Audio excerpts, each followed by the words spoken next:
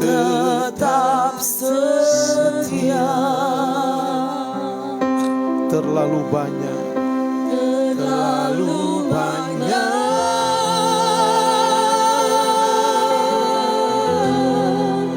yang Tuhan telah beri. takkan mungkin ku balas dari apa yang ku miliki. Ku persembahkan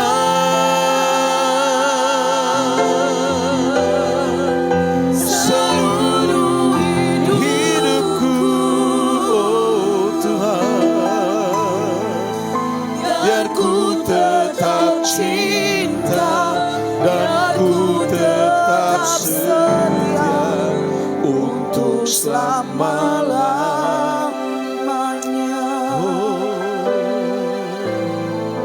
biar ku tetap cinta dan ku tetap setia untuk selama-lamanya. Biarlah kami tetap cinta, kami tetap setia sampai selama-lamanya di dalam Tuhan Yesus Kristus kehidupan kami.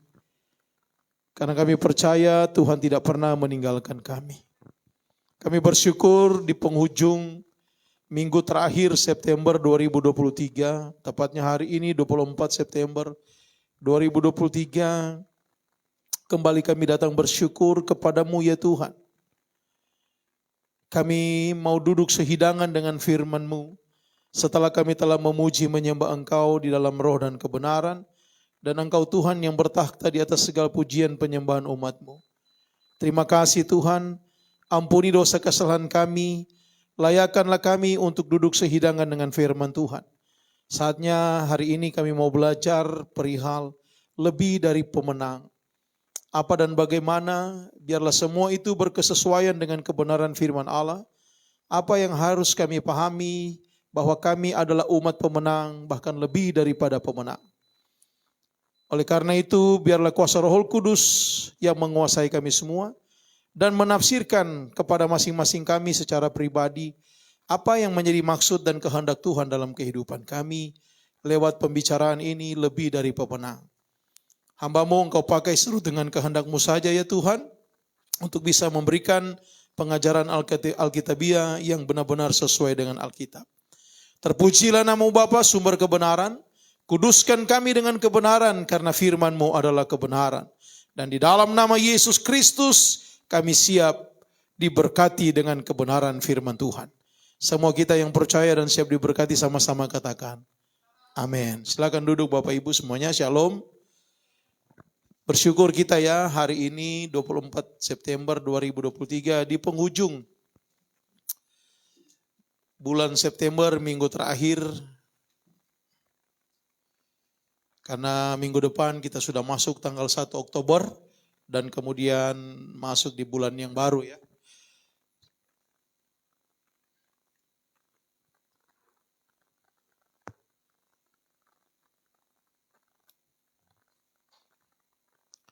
Kalau di Manado ini mulai Oktober itu sudah jadi Desember semuanya.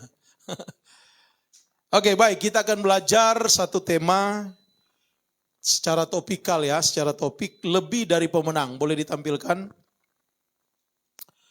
Kita belajar bersama-sama tentang kebenaran ini.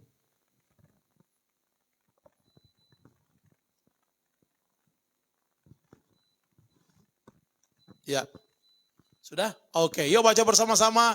1, 2, 3, ya. Lebih dari pemenang. Nah tentunya kemenangan yang di sini adalah perspektif Alkitab. Kita mau belajar bersama-sama Bapak Ibu yang diberkati Tuhan. Sekali lagi secara topik, lebih dari pemenang atau kemenangan berdasarkan pandangan Alkitab. Kemudian sebagai ayat daripada judul ini yaitu di dalam Roma 8 ayat 37. Ya, mari kita baca bersama-sama, di slide sudah ada. Ya, kita baca bersama-sama dengan suara yang kedengaran. 1, 2, 3, ya. Tetapi dalam semuanya itu kita lebih daripada orang-orang yang menang oleh Dia yang telah mengasihi kita. Terpujilah Tuhan, kebenaran firman Allah ini kembali mau mengingatkan saya dan saudara bahwa kita adalah orang-orang yang menang oleh Dia yang telah mengasihi kita. Jadi Bapak Ibu Saudara, saya dan saudara adalah orang yang dikasihi oleh Tuhan Yesus Kristus. Yang kemudian firman Allah berkata, oleh Dia yang telah mengasihi kita, kita ini adalah orang-orang lebih daripada pemenang. Nah, Bapak Ibu Saudara yang diberkati Tuhan, Rasul Paulus menyampaikan surat ini kepada jemaat yang ada di Roma. Rasul Paulus mau menekankan kepada jemaat yang ada di Roma perihal kemenangan orang percaya. Sekali lagi, di dalam pembacaan ini Rasul Paulus mau menekankan kita bahwa kita ini adalah pemenang, bahkan lebih daripada pemenang. Coba next slide. Ya. Dan ini merupakan keyakinan iman. Berdasarkan apa yang dialami, berdasarkan apa yang telah dilakoni oleh seorang yang bernama Paulus. Yang kemudian keyakinan imannya dia kemudian sampaikan juga kepada jemaat yang ada di Roma. Dan dia menekankan tentang kemenangan orang percaya. Kenapa kemenangan orang percaya? Karena walaupun dia terdesak, walaupun dia menderita, walaupun dia diejek, walaupun dia dihina, walaupun dia dibully, walaupun dia difitnah, tetapi Rasul Paulus tetap berkata bahwa kita adalah orang-orang yang lebih daripada pemenang. Kenapa? Karena semua penderitaan, semua kesesakan tidak akan pernah mengalahkan kemenangan atau merebut kemenangan atau mengintervensi kemenangan yang telah dia dapatkan dari Tuhan Yesus Kristus. Kenapa? Karena Tuhan begitu mengasihi Rasul Paulus, katakan amin. Nah, saudaraku, ini juga yang menjadi dasar pengharapan bagi saya dan saudara sebagai orang percaya kepada Tuhan Yesus Kristus. Bahwa kita adalah pemenang, bahkan lebih daripada pemenang. Sekali lagi, ini merupakan dasar bagi saya dan saudara. Ini merupakan dasar pengharapan bagi orang percaya kepada Tuhan Yesus Kristus. Bahwa ada jaminan daripada kebenaran firman Allah menegaskan bahwa kita adalah pemenang. Bahwa kita adalah orang-orang yang menang. Bahkan lebih daripada pemenang. Saudaraku yang diberkati Tuhan. Kemenangan orang percaya berdasarkan teks ini. Berdasarkan Alkitab. Yang kita baca, kemenangan yang dimaksudkan di dalam kebenaran Alkitab atau teks Alkitab ini bukanlah kemenangan seperti yang manusia duniawi banggakan atau seperti rasa kemenangan pribadi yang kemudian kita sebut dengan puas.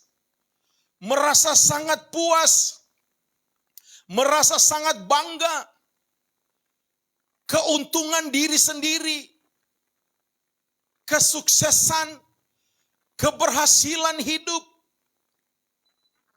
yang semuanya berdekatan atau berhubungan erat dengan dunia. Yang kita tahu bersama bahwa itu bisa diraih bukan dengan iman, tetapi bisa diraih dengan berbagai macam cara atau menghalalkan segala cara untuk meraih kemenangan. Nah, ini bukanlah kemenangan yang dimaksudkan di dalam konteks pembacaan yang barusan kita baca tadi. Next slide, coba kita lihat. Ya. Jadi Bapak Ibu, kemenangan orang percaya berdasarkan teks Alkitab tersebut bukan lebih kepada yang namanya seperti ini. Ya. Supaya ada pengakuan, supaya ada penghargaan dunia, supaya dapat piala, supaya dapat tepuk tangan, supaya ada pesta kembang api dan lain sebagainya.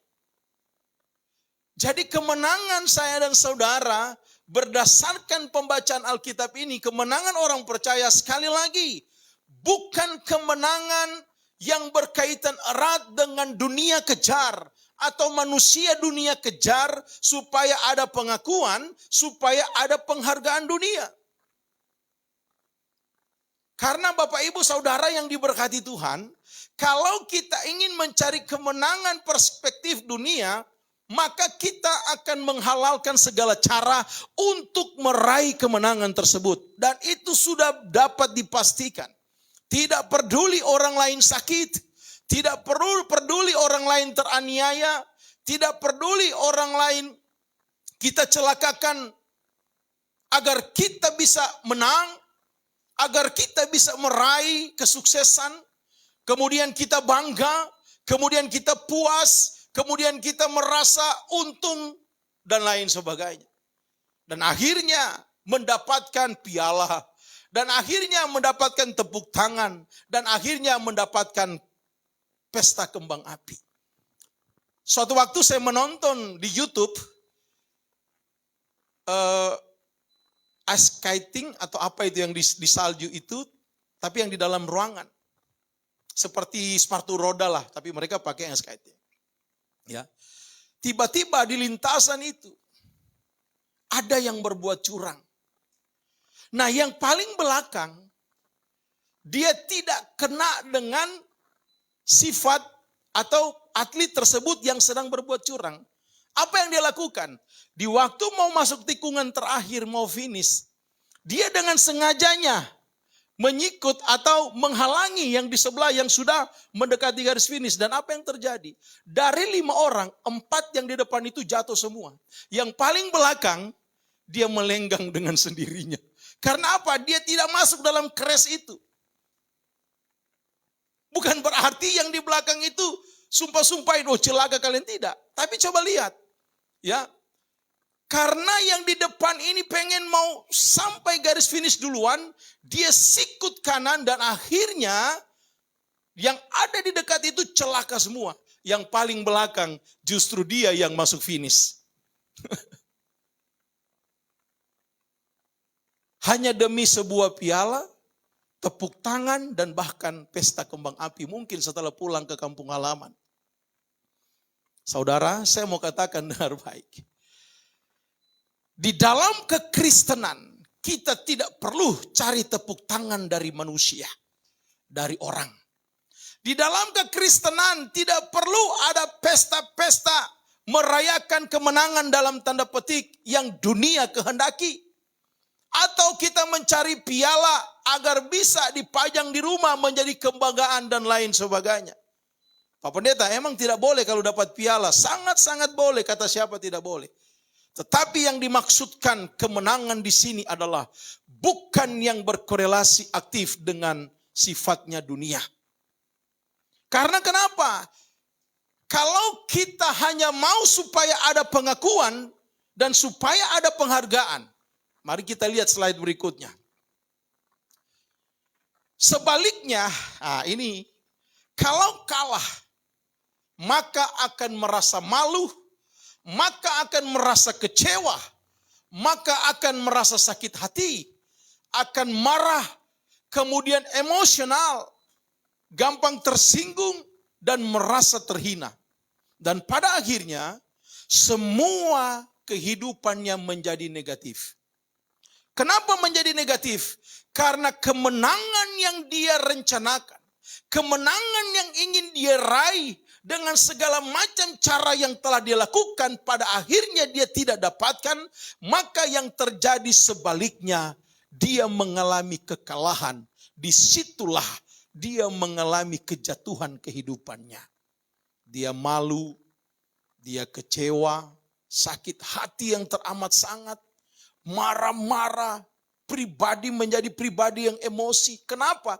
Karena dia merasa terhina. Kalau ini yang kita dapatkan, maka engkau sedang merancang kemenangan, bukan kemenangan yang ada di dalam Alkitab. Kalau begitu saudaraku yang diberkati Tuhan, apa sih yang dimaksudkan dengan kemenangan yang ada di dalam Alkitab? Kemenangan bagi orang percaya berdasarkan teks pembacaan kita tadi. Next slide. Bapak Ibu Saudara, bagi orang percaya sama-sama kita meyakini bahwa kita sebagai umat pemenang bahkan lebih daripada pemenang. Kenapa kita harus yakin? Karena Alkitab yang kita baca mengatakan demikian. Betul? Alkitab yang kita bacakan, yang kita baca bersama-sama tadi, mengatakan bahwa kita adalah umat pemenang, bahkan lebih daripada pemenang. Dan inilah yang disebut dengan janji kemenangan. Bagi orang percaya, perhatikan baik-baik. Di dalam Alkitab, engkau akan menemukan janji kemenangan. Begitu banyak janji kemenangan yang akan kita dapatkan di dalam Alkitab. Kalau kita meyakini bahwa firman Allah berkata di dalam Roma 8 ayat 31, jika Tuhan di pihak kita, siapakah yang akan melawan kita? Ini merupakan janji kemenangan. Katakan amin. Tapi jangan pakai ayat ini untuk engkau melegitimasi perbuatan salahmu demi meraih kemenangan. Atau jangan pakai ayat ini untuk engkau menganiaya orang, atau menipu orang, atau menjahati orang. Contoh, engkau tampar orang lain. Jika Tuhan di pihakku, siapakah lawanku? Ya kan? Engkau bohongin orang lain, dan engkau bilang, jika Tuhan di pihakku, siapakah lawanku? Engkau menipu orang lain, dan engkau berkata, jika Tuhan di pihakku, siapakah lawanku? Tentunya, Tuhan tidak ada di pihak orang berdosa, atau pihak orang yang bersalah, yang menipu dan lain sebagainya. Tapi Tuhan ada di pihak orang benar. Jadi ayat ini mau mengatakan kepada kita, jika Tuhan di pihak kita, kita di sini adalah orang percaya, hidup benar dan beriman penuh kepada Tuhan Yesus Kristus, maka Alkitab menjamin siapakah yang akan melawan kita. Ini merupakan janji kemenangan. Dan kemudian yang kita baca sebagai nats daripada khotbah ini. Roma 8 ayat 37. Tetapi Allah dalam semuanya itu, kita lebih daripada apa? Orang-orang yang menang. Artinya begini, Rasul Paulus mengalami kesesakan. Rasul Paulus mengalami penderitaan. Ayat-ayat sebelumnya, 36, 35. Ayat ke belakang, bagaimana dia menceritakan, menarasikan tentang kesesakan penderitaan hidupnya. Tetapi Rasul Paulus bilang begini, tetapi Allah dalam semuanya itu artinya dalam penderitaanmu, dalam masalahmu, dalam kesesakanmu, engkau tetap adalah orang yang pemenang, bahkan lebih daripada pemenang atas masalah-masalah tersebut. Itu maksud daripada ayat yang disampaikan oleh Rasul Paulus. Tetapi Allah dalam semuanya itu adalah ayat-ayat sebelumnya yang Rasul Paulus alami. Dia dipenjara bukan karena dia narapidana, seorang kriminal. Dia dipenjara bukan karena dia menipu, membunuh, atau menghujat, tidak. Tapi dia dipenjara karena nama Yesus. Dia menderita, betul. Dia lapar, dia haus, dia tersakiti. Tapi firman Allah berkata, dalam semuanya itu dalam penderitaannya, dalam kesesakannya, dalam masalah-masalahnya, kita lebih daripada orang-orang yang menang. Artinya kita lebih daripada pemenang. Pemenang apa? Atas kesesakan kita. Menang atas apa? Atas penderitaan kita. Menang atas apa? Atas segala masalah kehidupan kita. Itu artinya jikalau Tuhan di pihak kita, siapakah yang bisa melawan kita? Termasuk masalah kita, termasuk penderitaan kita, tidak pernah akan mengalahkan kita. Karena kenapa? Karena kita adalah umat pemenang, mendapatkan janji kemenangan dari Tuhan Yesus Kristus. Kalau kita meyakini bahwa ada janji kemenangan dari Tuhan Yesus Kristus, maka hiduplah berkesesuaian dengan firman Tuhan. Maka hiduplah selaras dengan firman Tuhan. Maka hiduplah ada di dalam relnya Tuhan. Maka meskipun engkau mengalami penderitaan, meskipun hari-hari ini ada yang belum terjawab dalam kehidupanmu, engkau mendapatkan jaminan kepastian bahwa aku adalah umat pemenang. Bahkan aku lebih daripada pemenang. Siapa di antara kita yang punya masalah hari ini? Tolong angkat tangan. Semua pasti angkat tangan. Termasuk gembala, pendeta, pasti angkat tangan. Bahkan pun yang menyaksikan secara live streaming ini. Atau Anda yang nanti menonton hasil rekaman ini, dengar baik. Kalau Anda sedang berada dalam masalah hari ini, maka yakinilah Anda tetap umat pemenang. Karena firman Allah berkata, tetapi Allah dalam semuanya itu termasuk penderitaan dan kesesakan. Kita lebih daripada semuanya itu. Karena kenapa? Karena kita adalah umat pemenang. Karena Yesus mengasihi kita. Mari kita beri tepuk tangan bagi Tuhan kita. Haleluya. Berapa banyak di antara kita, orang-orang Kristen, yang kemudian mengakhiri hidup dengan cara yang salah. Yang kemudian mengambil keputusan dengan cara yang salah. Apanya yang salah? Yang salah, dia tidak mau datang lagi kepada Tuhan. Contoh yang paling dekat, ketika Anda benar-benar mengalami kesulitan kehidupan. Kemudian Anda hilang pengharapan. Maka sudah dipastikan Anda bukan lagi orang pemenang, bahkan lebih daripada pemenang. Kalau kita tidak pernah kehilangan pengharapan, kalau kita tetap berserah kepada Tuhan, kalau kita tetap berpengharapan kepada Tuhan, kalau kita tetap mengandalkan Tuhan, kalau kita tetap berkata bahwa Tuhan di pihakku, siapakah lawanku, maka janji kemenangan yang tadi sudah disampaikan oleh kebenaran firman Allah, itu akan kita alami, itu akan kita dapatkan. Katakan amin. Lanjut lagi, next slide. Kemenangan yang seperti apa yang Tuhan janjikan? Di sini tentunya adalah kemenangan bersifat rohani, bukan bersifat duniawi. Kemenangan yang bersifat rohani, yang tentunya dijanjikan oleh kebenaran firman Allah. Nah, Rasul Paulus, langsung klik. Rasul Paulus menegaskan seperti ini Bapak Ibu, dalam ilustrasi gambar ini Rasul Paulus.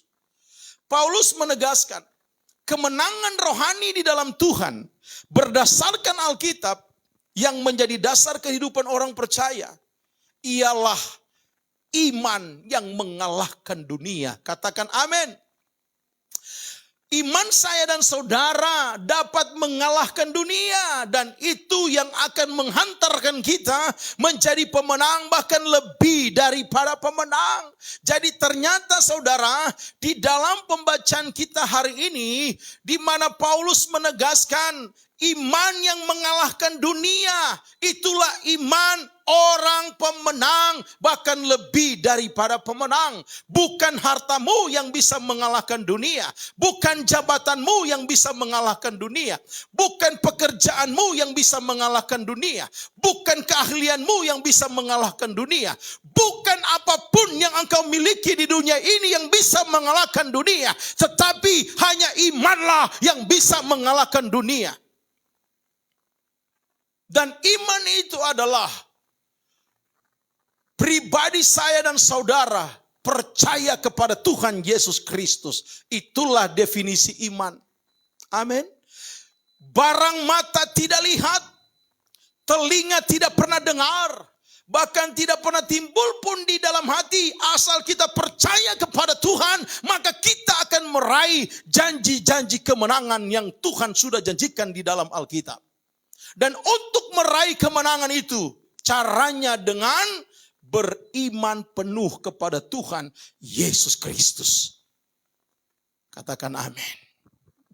Ikuti perkataan saya, Tuhan Yesus, hari ini aku beriman bahwa janji kemenangan aku raih, aku dapatkan daripadamu, Tuhanku Yesus Kristus. Tepuk tangan bagi Tuhan. Oleh sebab itu Bapak Ibu Saudaraku yang diberkati Tuhan, kalau kita memiliki iman teguh kepada Tuhan Yesus Kristus, maka iman yang akan mengalahkan dunia. Maka kita akan menjadi pemenang, bahkan lebih daripada pemenang. Nah, orang yang menang, bahkan lebih daripada pemenang, dia memiliki iman yang mengalahkan dunia. Bagaimana dia bisa harus tetap hidup di dalam Tuhan agar terus menjadi pemenang, bahkan lebih daripada pemenang. Yang pertama, kita baca bersama-sama. 1, 2, 3, ya. Jangan menjadi serupa dengan dunia ini. Ternyata untuk kita menjadi pemenang, bahkan lebih daripada pemenang, kita memiliki iman, ya, amin. Oleh sebab itu, jangan menjadi serupa dengan dunia ini. Next. Saudara, orang percaya harus bisa dan tidak boleh tidak untuk dapat mengalahkan dunia ini. Ini merupakan suatu keniscayaan mutlak. Orang percaya harus mengalahkan dunia. Keniscayaan mutlak itu adalah tidak boleh tidak. Harus kita kalahkan dunia ini. Dengan apa? Dengan beriman teguh kepada Tuhan Yesus Kristus. Katakan amin. Orang percaya sudah menjadi keniscayaan mutlak. Tidak boleh tidak. Kita harus dapat mengalahkan dunia ini. Mengalahkan apa yang ada di dunia ini? Tentunya mengalahkan godaan. Tentunya mengalahkan keinginan daging. Tentunya mengalahkan nafsu duniawi. Saudara, cek diri kita. Apa yang belum bisa kita kalahkan? Jangan-jangan gampang tergoda.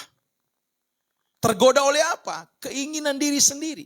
Kejatuhan paling fatal dalam kehidupan manusia adalah dia tergoda oleh keinginannya sendiri. Itu kejatuhan paling luar biasa bagi manusia. Karena kenapa? Dia bernafsu duniawi. Oleh karena itu jangan menjadi serupa dengan dunia ini. Apa yang serupa dengan dunia ini? Yaitu penuh dengan kejahatan. Penuh dengan kemunafikan, penuh dengan kedurjanaan, penuh dengan kelaliman. Oleh sebab itu, kalau kita bilang aku percaya Yesus, maka imanmu pasti mengalahkan dunia. Yang di dalamnya engkau dapat mengalahkan godaan, mengalahkan keinginan, dan mengalahkan nafsu duniawi. Amin. Mau datang beribadah, tiba-tiba ada godaan telenovela, atau ada godaan tinju, ada godaan siaran langsung sepak bola, ada godaan apa lagi? Banyak godaan-godaan, keinginan-keinginan daging. Sangat-sangat banyak Bapak Ibu. Zaman dulu di kampung, kan kalau tinju itu setiap hari Minggu. Apalagi kalau Mike Tyson yang main, atau zaman Elias Pikal dulu. Itu pasti banyak orang yang tidak ke gereja. Mereka berkata, waduh, ini tidak akan ada lagi. Dulu kan tidak ada siaran ulang. Dan cuma satu TVRI saja. Jadi rela nonton, tidak ke gereja. Dan berkata, pendeta izin dulu pendeta. Ini jarang-jarang. Apalagi ini Mike Tyson yang main. Oh Elias Pikal, semua banyak alasannya. Keinginannya mengalahkan ketaatannya kepada Tuhan. Saudara, jangan menjadi serupa dengan dunia ini agar engkau tetap taat kepada Tuhan Yesus Kristus. Ketaatanmu yang harus mengalahkan keinginanmu. Jangan keinginan, godaan, nafsu, setan yang mengalahkan keinginanmu. Bilang kanan kiri, ketaatan mengalahkan keinginan. Apalagi kalau ngantuk berat. Aduh, GBI Befra jam 1. Aduh, minta ampun, itu waktu tidur enak itu. Aduh, berapa jemaat Pak Gem? Jangan jam 1 lagi Pak Gem. Kita tidak bisa membedakan mana mengalir dalam roh dan mana yang mengantuk dalam roh.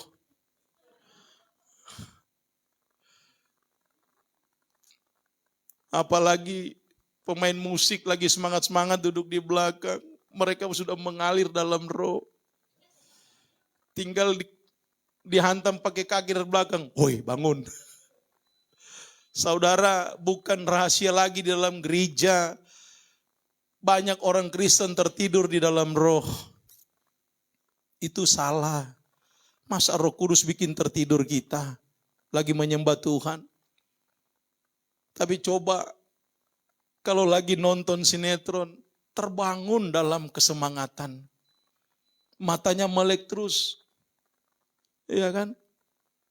Apalagi kalau nonton sinetron yang gak pernah selesai serinya. Ada aja serinya. Udah mati bangkit lagi. Aduh. Ada aja itu. Saya bilang ini kok ikatan cinta gak pernah kelar ya. Kapan kelarnya nih sinetron ini? Sampai-sampai ada komsel, tunggu dulu. Komsel tunggu dulu komselnya, kenapa? Ini seri yang paling seru ini. Akhirnya ketua komsel hubungi, dia bilang, aduh minta maaf, gak tahu kenapa perutku mendadak sakit. Padahal 3 menit lagi mulai sinetron tersebut. Bertepatan dengan mulai ibadah komsel. Saudara, kalau Anda terlalu banyak membuat alasan hanya demi sebuah keinginan dalam hidupmu, maka dengar baik. Anda akan semakin jauh dari janji kemenangan itu. Kalau Anda ingin semakin dekat dan meraih kemenangan itu, stop berbuat terlalu banyak alasan. Yuk sama-sama dengan saya, stop banyak alasan. Lagi, 1, 2, 3, stop banyak alasan. Teruskan ketaatan. Tepuk tangan bagi Tuhan. Kita orang percaya bisa mengalahkan keinginan nafsu dunia. Yuk angkat tangan yang bisa mengalahkan keinginan nafsu dunia. Ayo angkat tangan orang-orang yang bisa. Tepuk tangan bagi Tuhan. Kalianlah orang-orang pemenang, bahkan lebih daripada pemenang, yang bisa mengalahkan keinginan nafsu dunia. Haleluya. Saudara, saya selalu diuji setiap hari. Ujian saya apa Bapak Ibu? Lambung. Saya pernah dirawat karena sakit lambung. Nah saya ini sering ketemu orang, konseling, ngobrol teologi, baku dapa dan lain sebagainya. Makannya enak-enak, tapi saya selalu berkata kepada orang yang mengajak, saya hanya bisa makan begini. Makanya walaupun ada di restoran mahal, tetap saya makannya ya nasi, kemudian yang tidak pedas-pedas sudah cukup. Walaupun itu kalau di foto banyak itu saya nggak sentuh, swear. Nggak ada, cuman yang boleh masuk di lambung ini. Karena kenapa? Saya belajar taat. Karena tersiksa juga, diinjek mulu, cus, waduh disuntik terus. Akhirnya apa? Tuhan berikan kesembuhan. Tapi saya mencobai diri saya yang sebenarnya sudah tidak boleh. Betul? Apa ujian Bapak Ibu hari ini? Belajarlah taat. Jangan dorong keinginanmu ke atas, tapi doronglah ketaatanmu ke atas. Agar iman yang menguasai dirimu. Bukan keinginan yang menguasai dirimu. Nah, orang percaya menjadi pemenang, bahkan lebih daripada pemenang, syaratnya adalah jika dia bisa mengalahkan godaan keinginan nafsu diri pribadi, keinginan dan nafsu dunia ini. Dialah orang yang bisa jadi pemenang, bahkan lebih daripada pemenang. Oleh karena itu, jangan menjadi serupa dengan dunia ini. Katakan amin. Yang kedua adalah, mari kita baca bersama-sama. 1, 2, 3 ya. Mengandalkan dan melakukan kehendak Tuhan Yesus Kristus. Orang yang akan menjadi pemenang, bahkan lebih daripada pemenang, apabila dia memiliki iman yang mengalahkan dunia. Nah, agar supaya imanmu tetap konsisten dan terus mengalahkan dunia ini, maka yang engkau harus lakukan adalah mengandalkan Tuhan dan terus melakukan kehendak Tuhan Yesus Kristus. Seperti yang terdapat dalam Filipi 4 ayat 13 dan 19 dan juga 1 Yohanes 2 ayat 17. Pak Masdin tolong tampilkan 1 Yohanes 2 ayat 17. 1 Yohanes 2 ayat 17. Mari kita baca bersama-sama. Yang berkorelasi dengan poin 2 ini, mengandalkan dan melakukan kehendak Tuhan Yesus Kristus. Bisa tampilkan? Bisa dong. Setiap saya dan saudara, jaminan firman Allah bahwa kita mendapatkan kemenangan. Pasti mendapatkan kemenangan. Nah, berdasarkan poin 2 ini, mengandalkan dan melakukan kehendak Tuhan Yesus Kristus. 1 Yohanes 2:17 bilang begini, dan dunia ini apa? Sedang lenyap dengan keinginannya. Tetapi orang yang melakukan kehendak Tuhan tetap hidup selama-lamanya. Mari bertepuk tangan bagi Tuhan. Saudara, jadi kita adalah umat pemenang, bahkan lebih daripada pemenang, karena kita memiliki iman yang mengalahkan dunia ini.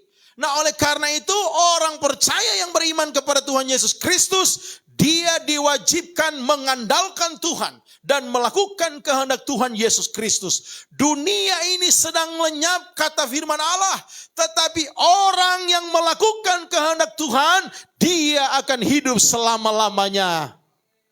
Amin. Artinya hidup selama-lamanya akan bersama dengan dia di surga yang kekal. Haleluya. Bukankah itu goalnya kita? Bukannya itu core kehidupan kita? Bahwa aku mau mati masuk surga. Sama-sama dengan saya katakan, aku mati. Aku mati. Pasti masuk surga. Yakin? Wah, tepuk tangan. Wih, dahsyat. Haleluya. Nah, saudara yang diberkati Tuhan, next slide, kita baca lagi ya. Nah, kalau kita melakukan dan mengandalkan Tuhan, maka kita akan dapat yang namanya the power of God.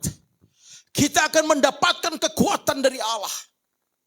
Nah, orang percaya yang ada kekuatan dari Tuhan, dia orang yang selalu mengandalkan Tuhan. Dia orang yang selalu melakukan kehendak Tuhan Yesus Kristus. Apa yang menjadi maunya Tuhan dalam kehidupannya, itu yang dia lakukan. Dan dialah orang yang masuk kategori pemenang, bahkan lebih daripada pemenang. Kenapa? Karena kekuatan Tuhan ada padanya. Nah, dengan mengandalkan Tuhan dan dengan terus melakukan kehendak Tuhan, maka bisa dipastikan ia dapat mengalahkan keinginan daging, ia dapat mengalahkan nafsu dunia, maka dia menjadi pemenang, bahkan lebih daripada pemenang. Sebab firman Allah menjamin, barang siapa menjadi milik Kristus, ia telah menyalibkan daging dengan segala hawa nafsu dan keinginannya. Galatia 5 ayat 24 jelas mengatakan itu. Barang siapa berarti ada keharusan, ada kewajiban. Barang siapa menjadi milik Kristus, ia telah menyalibkan daging dengan segala hawa nafsu dan keinginannya. Jadi keinginan kita hanyalah melakukan kehendak Tuhan. Katakan amin. Keinginan kita hanyalah mengandalkan Tuhan saja. Boleh nggak kita minta tolong, minta bantuan orang lain? Boleh, bukan tidak. Asalkan yang terlebih dahulu, prioritas kita adalah cari Tuhan terlebih dahulu. Nanti Tuhan yang berikan hikmat kepada kita. Amin. Nanti Tuhan yang menggerakkan orang lain untuk membantu kita. Katakan amin. Sesama pendeta kadang kita sering ngobrol. Bro, bantulah sedikit. Bro, dan seterusnya. Siapa pendeta di dunia ini yang tidak membutuhkan pertolongan orang lain? Betul? Semua kita membutuhkan pertolongan orang lain, bantuan dari orang lain. Karena kita adalah makhluk sosial. Itulah kenapa kita harus bersosialisasi satu dengan yang lain. Tapi dengarkan kebenaran firman Allah ini. Yang terlebih dahulu yang harus kita andalkan, yang harus kita datang minta tolong adalah Tuhan Yesus Kristus. Lipat tanganmu, berlutut di kaki Tuhan, duduk di kaki Tuhan, dan kemudian ungkapkanlah apa yang menjadi harapan, apa yang menjadi kebutuhan, bukan keinginan. Karena kenapa? Sekali lagi penekanan firman Allah, bahwa hawa nafsu dan keinginan ini kadang merusak hubungan kita dengan Tuhan Yesus Kristus. Nah, cara terbaik untuk bisa mematikan hawa nafsu dan keinginan ini, kita tidak boleh memberi makan lagi keinginan atau hawa nafsu kita. Contohnya seperti ini. Kalau datang, ini para ibu-ibu nih, contoh nih ibu-ibu dengar ya. Kalau datang keinginanmu pengen beli tas baru misalnya. Padahal tas di rumah sudah berjibur, sudah berderet. Ya, kalau dia datang, engkau harus matikan rasa itu. Jangan beri makan rasa itu. Jangan beri makan keinginan itu. Biarkan dia mati kelaparan. Agar dia pergi daripada kehidupanmu. Tapi ketika ibu-ibu datang keinginan hawa nafsu itu untuk beli tas misalnya. Sedangkan engkau sudah gak kehitung tasnya di rumah. Terus engkau beri makan dia. Engkau bilang, wih bagus ya. Ih mantap ya. Itu sama saja engkau sedang memberi makan dia. Maka engkau akan melakukan itu. Dan engkau bukan pemenang yang sesungguhnya. Engkau sedang dikalahkan oleh keinginan dagingmu. Betul? Tapi ketika dia datang, engkau tekan dia, tekan. Dalam nama Yesus, tekan pakai nama Yesus. Yuk sama-sama katakan 1, 2, 3. Dalam nama Yesus, dalam nama Yesus, tekan keinginanmu. Biarkan dia kelaparan sampai mati kelaparan. Dan akhirnya yang menang adalah Anda. Yang menang adalah kita terhadap keinginan dan hawa nafsu. Begitu juga ada laki-laki yang masih suka mabuk-mabukan, judi, berzina, slot, judi online slot dan lain sebagainya. Nah, sekarang nih yang lagi hot judi online slot. Saya mau pastikan jemaat dengar baik ya. Tidak akan pernah Anda bisa menang terhadap bandar judi tersebut. Judi online. Kemarin di TV, di Kompas, diwawancara adminnya, admin slot. Sedangkan providernya itu ada di luar negeri. Dia cuman yang berjaga di Indonesia. Dia digaji. Dia tugasnya adalah cuman cari orang untuk apa? Untuk deposit. Deposit mulai 50.000. Dia ceritakan kemarin di Kompas saya nonton. Jadi orang itu dia cari. Dan tahu nggak Bapak Ibu? Sudah ribuan orang yang dia dapat. Dan dia dapat komisi di situ. Terus ditanya sama pewawancara. Apakah mereka bisa menang? Tidak. Pertama dikasih. Kedua dikasih agar dia deposit lebih besar lagi. Kalau depositnya sudah besar, dia tidak akan pernah menang. Dan admin mengatakan, saya himbau, tidak, Anda jangan bermain judi online. Karena Anda tidak akan pernah menang. Anda tidak akan pernah mengalahkan bandar judi. Dia ngomong begitu loh. Karena kenapa? Dia sudah mau keluar dari lingkaran setan itu.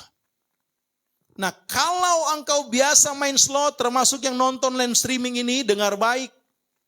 Ya, matikan rasa itu.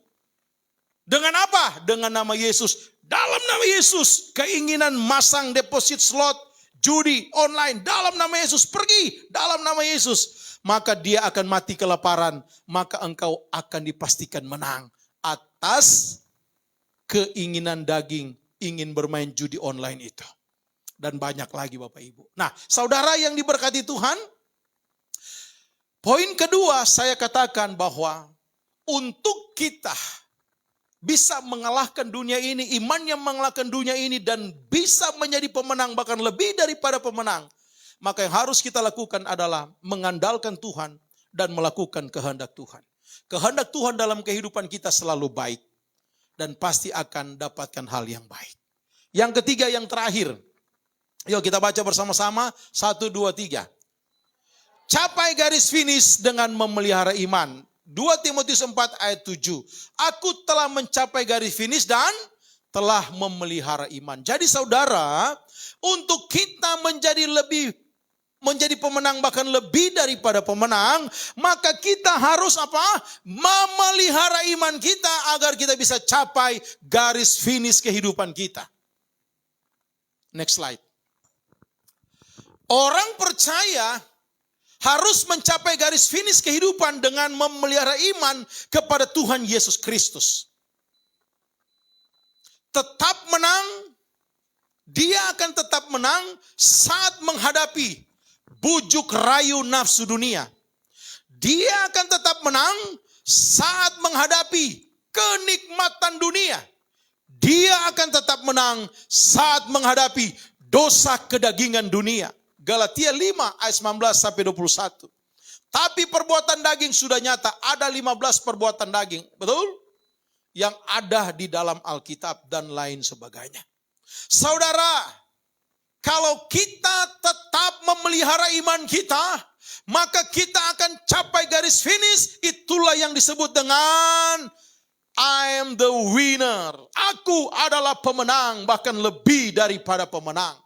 Dan dia akan selalu tetap menjaga kekudusan dalam lingkungan yang najis. Nah, perhatikan kalimat ini. Menjaga kekudusan dalam lingkungan yang najis. Saudara, kita tidak bisa menghindar menolak saat kita berada di lingkungan yang najis, betul? Tapi kita bisa menjaga kekudusan hidup kita. Contoh, saat kita berada dengan orang-orang dunia yang mungkin sedang melakukan perbuatan dosa, berdasarkan Alkitab katakan kedagingan-kedagingan tersebut, maka engkau harus menjaga kekudusan di lingkungan yang najis tersebut. Amin. Contoh begini, perhatikan. Misalnya engkau ada dengan orang yang sedang mabuk-mabukan, betul? Sedang minum-minum sampai mabuk, dengar. Anda tetap jaga kekudusan dengan apa? Dengan tidak terkontaminasi untuk ikut-ikutan minum dan sampai mabuk. Ketika Anda ada di juga orang yang sedang judi tersebut, engkau tetap jaga kekudusan agar engkau tidak terpengaruh main judi. Dan jangan terlalu lama di situ juga. Segala mengeluarkan dirimu sendiri. Engkau berada di lingkungan pencemooh. Cerita orang kiri kanan cerita orang. Engkau tetap jaga kekudusan hidupmu. Jaga mulutmu. Agar engkau tidak terkontaminasi. Nah, orang yang memelihara iman tidak akan gampang goyah oleh karena permasalahan dan intimidasi dunia. oleh karena permasalahan dan penderitaan dan intimidasi permasalahan kehidupanmu. Seperti Rasul Paulus dalam pembacaan kita, dia mengatakan lebih dari semua itu, lebih daripada penderitaan, kesesakan, masalah yang kuhadapi, aku tahu aku adalah orang pemenang, bahkan lebih daripada pemenang, bisa memenangi permasalahan kehidupan kita. Saudara, kalau kita memelihara iman kita, maka kita akan tetap kuat di saat kita menderita, katakan amin. Dan kita tidak akan pernah membalas kejahatan dengan kejahatan. Kita tidak akan menghujat orang lain. Kita tidak akan memfitnah orang lain. Tetapi mulut kita akan tetap memuji Tuhan. Itulah orang pemenang, bahkan lebih daripada pemenang. Next slide, saudara. Inilah konsep lebih daripada pemenang. Berdasarkan 1 Korintus 4 ayat 11-13 saya bacakan. Sampai pada saat ini kami lapar, haus, telanjang, dipukul dan hidup mengembara. Kami melakukan pekerjaan tangan yang berat. Kalau kami dimaki, kami memberkati. Kalau kami dianiaya, kami sabar. Kalau kami difitnah, kami tetap menjawab dengan ramah. Kami telah menjadi sama dengan sampah dunia, sama dengan kotoran dari segala sesuatu, sampai pada saat ini. Wow, inilah orang lebih daripada pemenang, katakan amin. Rasul Paulus katakan ini. Dan bahkan dalam pembacaan Roma yang kita baca tadi, dia katakan, dalam semuanya ini, dalam semuanya itu, apa yang barusan saya bacakan tadi, kita tetap pemenang, bahkan lebih daripada pemenang. Amin. Paulus dihina, difitnah, dicaci, bahkan telah menjadi sama dengan sampah dunia, sama dengan kotoran dari segala sesuatu. Sampai saat ini dia mengatakan di dalam penjara tersebut, tetapi dia tidak pernah goyah. Kenapa? Karena dia mau finish sampai garis kehidupan dengan tetap memelihara iman. Kesimpulan firman Tuhan. Haleluya. Next slide. Saudara, saya cari gambar ini, saudara. Waktu saya masukin, saya keluar air mata. Saya menangis. Karena kenapa? Beginilah kita nanti di hadapan Tuhan. Apakah kita lebih daripada pemenang? Apakah kita pantas menerima mahkota kebenaran itu? Ya akan Tuhan pasangkan kepada saya dan saudara. Saudara, kalau kita ingin mendapatkan mahkota kebenaran dan akan dipasangkan kepada kita, dikaruniakan kepada kita, maka jangan menjadi serupa dengan dunia ini. Andalkan Tuhan dan lakukan kehendak Tuhan. Dan capailah garis finish kehidupan dengan tetap memelihara iman. Saya tutup dengan 2 Timotius 4 ayat 8. Sekarang telah tersedia bagiku mahkota kebenaran yang akan dikaruniakan kepadaku oleh Tuhan. Hakim yang adil pada harinya. Tetapi bukan hanya kepadaku, melainkan juga kepada semua orang yang merindukan kedatangannya. Angkat tangan yang merindukan kedatangan Tuhan. Angkat tangan yang merindukan kedatangan Tuhan. Kitalah umat pemenang, bahkan lebih daripada pemenang. Dan pada akhirnya, seperti di gambar ini, Tuhan memasangkan mahkota kebenaran kepada kita semua. Tuhan memberkati, selamat menikmati kemenangan daripada Tuhan. Karena kita adalah umat pemenang, bahkan lebih daripada pemenang. Amin. Mari saya jemput semua kita bangkit berdiri.